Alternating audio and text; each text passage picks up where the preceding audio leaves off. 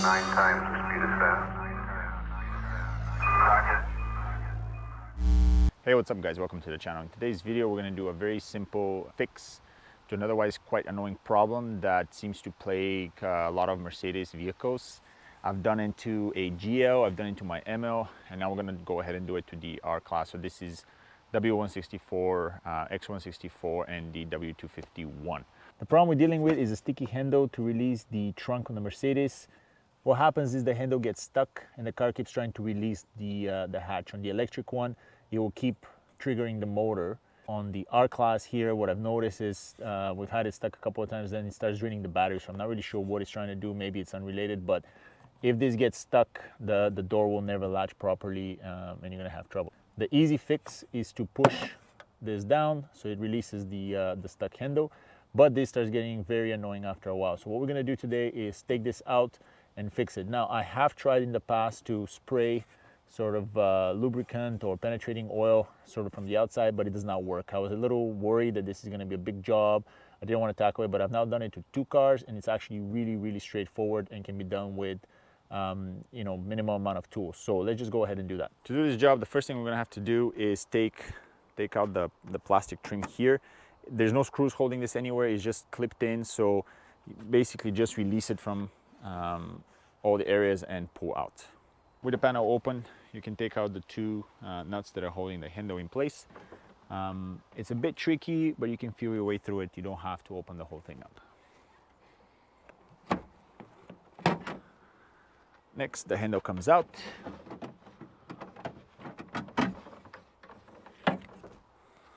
And it's as simple as that. Like I said, just 2 nuts holding the whole thing.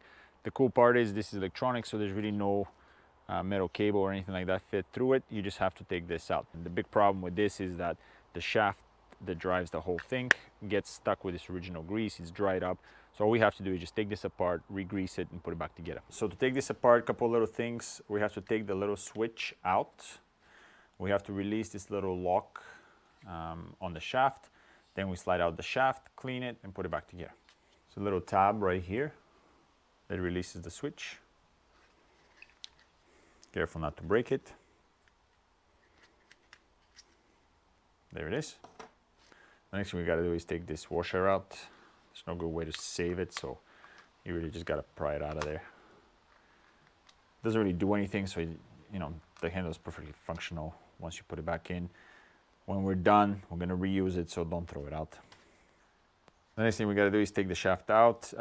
It is pretty stuck in there, it is pretty dry, so you know, use whatever you can, maybe tap on the end here. I use a screwdriver kind of at the end here and simply get the shaft out. So there's our issue right there. As you can tell, it's very crusty, it's very crummy. This has been sitting there, you know, for the better part of about 14 years now. It just needs to be lubed up and cleaned up. So the handle comes right out. This is where the shaft sits. I like to use my compressor with a wire brush for this little bit. So all you're trying to do is just clean up the shaft.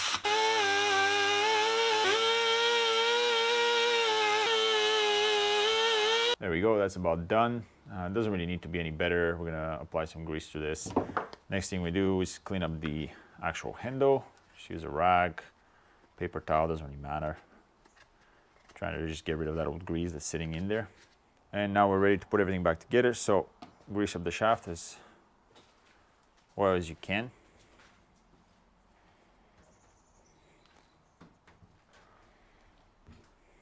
Put the spring back in. Remember, the spring locks in like this and holds on this side, so the spring just has to sit there loose for now. Next thing, the shaft has to go in place, keeping in mind that the handle comes up like that. So what you want is the shaft to be sort of lined up with the switch when it goes in. The squares will keep it in the right place, and what you got to do now is make sure that the spring goes in the right direction. So we're gonna have to go around it a little bit. And then we're gonna have to bring it up to the top. There we go, almost get in there. There we go, that's it. So The secret to doing this without breaking your fingers is to try and push the shaft as far as you can. Let the spring come out the side here, and then once it's sticking out, you just loop it over.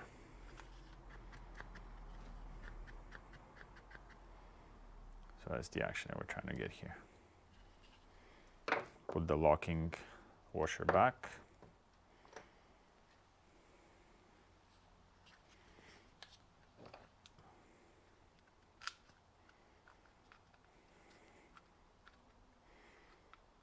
Pressing all the tabs.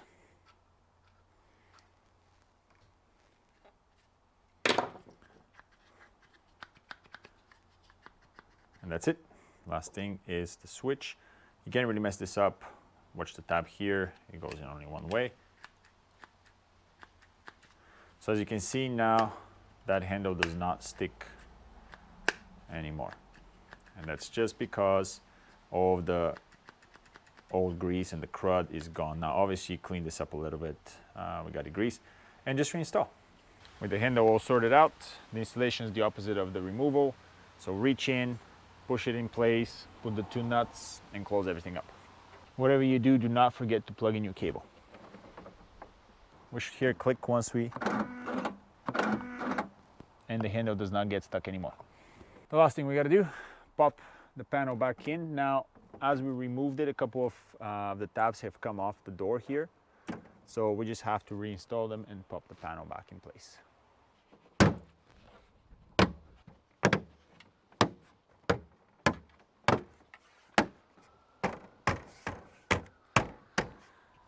That's it, guys. At best, this was a 15-minute job, very easy to do. Saves you a lot of grief from having that sticky handle and your wife complaining that there's something wrong with the trunk again and it doesn't open.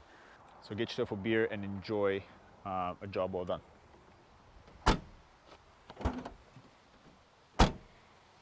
See you next time.